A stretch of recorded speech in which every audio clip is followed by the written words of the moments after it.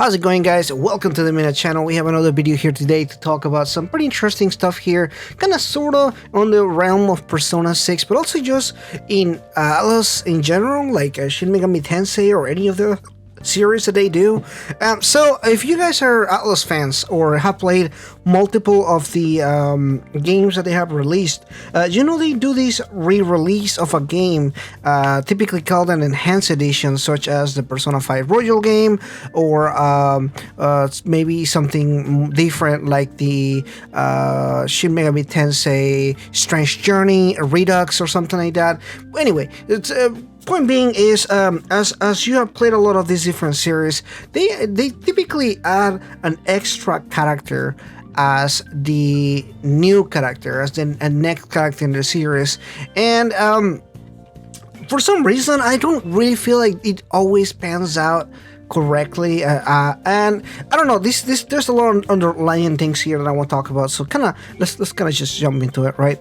So as I mentioned before, new characters in kind of this remastered version. I guess you really can't call it remastered version, enhanced version, that they typically add a new character on it, or more story, or both of them at the same time. And with a lot of this kind of stuff, you do see a big change, because what happens is they typically, for an example of or something like Persona 4 or the Shin Megami Tensei Redux game, as I mentioned before, Strange Journey Redux, what happens is not only this new character kind of obviously new, but there's also a lot of implications as far as like this new character's plotline in the story.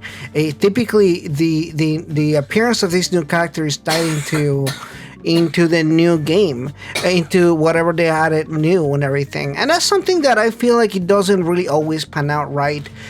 Typically, more than often, even people that I've talked to, like old people that do like some of these characters, the additional characters, sometimes they do feel that there's still a disconnect between the old content and the old storyline and what you will call the new storyline and the new character and everything like that. It just kind of feels a little out of place, sometimes very out of place, within things like the tonality of the game, or the way that the game interprets certain aspects of the story, or elements that now feel a little different.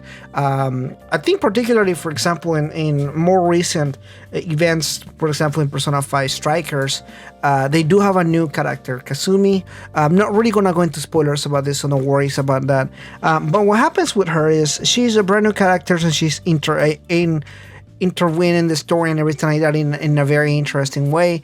But what happens is, although she's in the story, there isn't really much about her per se that you see within the first maybe 70 hours of the game. In fact, it's very much just the same game over again for the first 60 hours.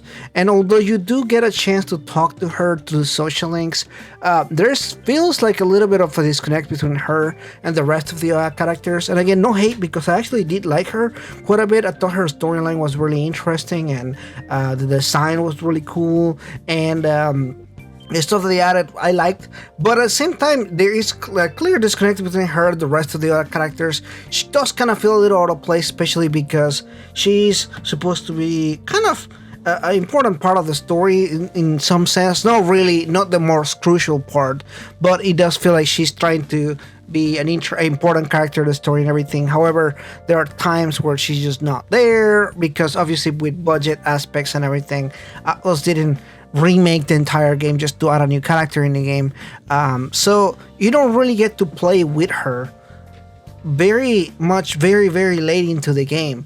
In fact, you only get to play with her once in one dungeon, and it really feels like they really market this new character as this really important addition into the game. You know, it's a character you're gonna see a lot and everything, and it just really doesn't work out for me. Other characters that happen the same thing as Marie from Persona 4. Again, one character that is very much similar to Kasumi in that regard is a character that you see often enough in like a social link aspect and everything like that. You get to hang out with her and everything. You do have this little interaction, but it's really not until the very end of the game where you really get to meet and the important aspect of why they are in the game and everything. And it almost feels like it doesn't really justify its existence, if you will. And again, no hate to this characters or anything like that. You're free to feel the way that you want to feel about these characters, but it very much feels like it is lacking something that it should be there, but it isn't for some weird reason. And that is obviously real life explanation is they were added later in the game, right? You know, original Persona 5 is out, then Royal comes out, and of course it does have new character, new storylines and everything like that. So it does really kind of almost a little bit jarring on those aspects. So I'm really hoping for the next Persona 6 game or the next Shin Megami Tensei game that they release or anything like that. I'm really hoping they don't do that with the next game. Like if they do an enhanced edition or something like that. I'm fine if they add a new character. I actually don't mind because they do that a lot in a lot of the different games. They did something like Dante in Shin Megami Tensei 3, for example. Originally in Nocturne Manila, there was no Dante or the other character that they added as well.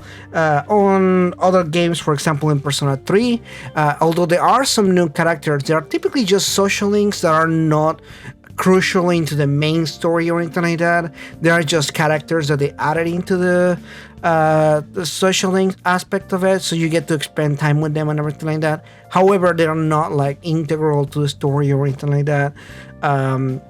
They just kind of like almost like side characters that they added and everything. So that's kind of something that I feel like works much better than having a really integral part of the storyline just kind of be added, and it doesn't really flow well with the rest of the game and everything. So that's just kind of one of my thoughts today, kind of just talking about the new character, the character they add in multiple games. Again, like I said, they've done this since Nocturne back in 2005, and they continue to do this all the way up until today. I didn't talk about other characters like in Persona Q or Persona 5 Strikers because I get that's different. That's kind of like that's the whole thing about having a spin-off game. You know, you can add new characters and it doesn't really matter because it's a different game, but it's a entirely different deal when it's a brand new character in the same story, in a story that's already been told once. So it's a different aspect. Anyway, that's it for today, guys. Thank you so much for watching it. I really want to thank everybody who's been checking out the videos and subscribing and everything. It really means a lot to me.